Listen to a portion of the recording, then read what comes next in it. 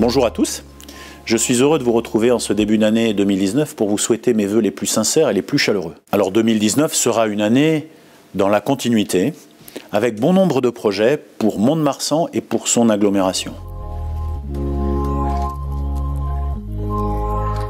Je pense à l'Auberge Landaise. L'Auberge Landaise, cette salle, peut-être la salle préférée des Montois, qui fera peau neuve, plus grand bonheur des associations culturelles, artistiques ou sportives. Qui n'a pas vécu un moment convivial dans ce lieu mythique de Mont-de-Marsan, au milieu de son parc Jean Rameau, un mariage, un anniversaire, une fête de famille. Avec l'Auberge Landaise, c'est Barbe d'Or, cette salle de sport qui est située en bas du stade Guy Boniface, qui sera complètement rénovée, à la fois dans son isolation, mais également dans l'accessibilité qu'elle offre aux personnes à mobilité réduite. Cette salle, elle est importante pour les Montois, pour les gens de l'agglomération, puisque bon nombre de sports y pratiquent leur discipline. J'ai d'ailleurs souhaité, et je l'ai demandé aux associations, qu'elles soient artistiques, culturelles ou sportives, de pouvoir inclure dans leurs activités et développer une offre vers les seniors, nos aînés, qu'ils soient dans les clubs ou dans les maisons de retraite, mais également se tourner vers l'animation de notre centre-ville, j'en parlerai. Et enfin, de pouvoir être plus attentif et faire un focus sur le handicap, quel que soit le handicap. L'idée étant de, bien évidemment, contribuer à changer le regard sur le handicap, mais aussi à avoir une offre qui permette l'inclusion des personnes handicapées. J'insiste sur le fait que la solidarité doit être le socle de notre société. L'action Cœur de Ville, vous en avez entendu parler. Et si j'en crois le succès populaire et toutes les démarches et les prises d'expression, les repos sans enquête de nos administrés, je vois bien que ce centre-ville, il déchaîne les passions et l'enthousiasme. Tout le monde est en attente sur ce centre-ville. Nous déclinerons, dès le début de l'année 2019, des actions. Et puis des actions court terme que l'on peut mettre en place immédiatement, moyen terme et long terme. D'ailleurs, nous testons, sur cette fin d'année, des solutions qui permettent d'avoir un stationnement gratuit, 1 heure gratuite, et le samedi après-midi gratuit. Tout ça pour soutenir aussi les entrepreneurs, les artisans et les commerçants qui font vivre ce centre-ville.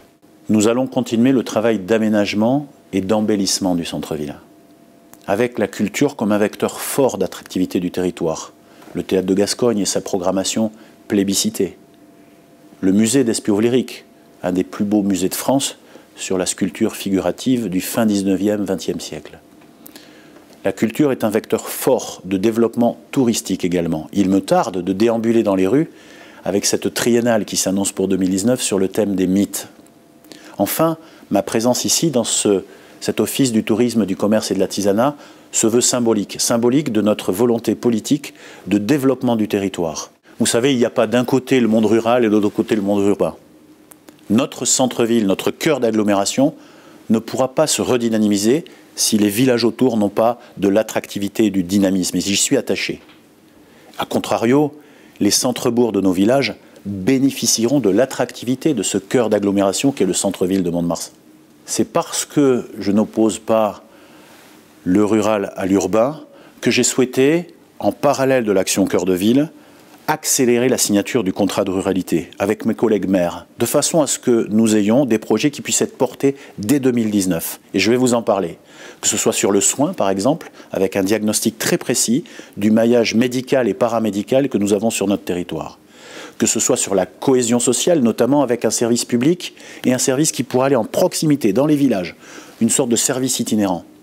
Que ce soit aussi sur la mobilité, l'accessibilité, avec dans certains villages, je pense à Mazerolles par exemple, des liaisons douces ou des liaisons entre un lotissement et son centre-ville. Dans ce contrat de ruralité, la transition énergétique est un point important. Parce que transition énergétique ne doit pas s'opposer à l'injustice sociale et doit rimer avec pouvoir d'achat. C'est pour ça que dans ce contrat de ruralité, nous aurons des travaux importants, notamment d'isolation, sur des bâtiments. Ça peut être du logement social, ça peut être du hangar, ça peut être des foyers, ça peut être des bâtiments communaux. J'ai des exemples à Saint-Avit, à Luc-Bardès, à Bretagne-de-Marsan, à Mazerolles, à Saint-Martin-d'Aunay ou à Joloux. La gouvernance installée depuis 1 an et demi s'est faite sur la base d'échanges d'idées et de prise de décision en commun. Alors le moment est venu, avec l'ensemble de l'équipe des élus de l'agglomération, les vice-présidents, les maires, les élus communautaires, les différents élus municipaux, mes adjoints, mes conseillers municipaux, de vous souhaiter une excellente année 2019.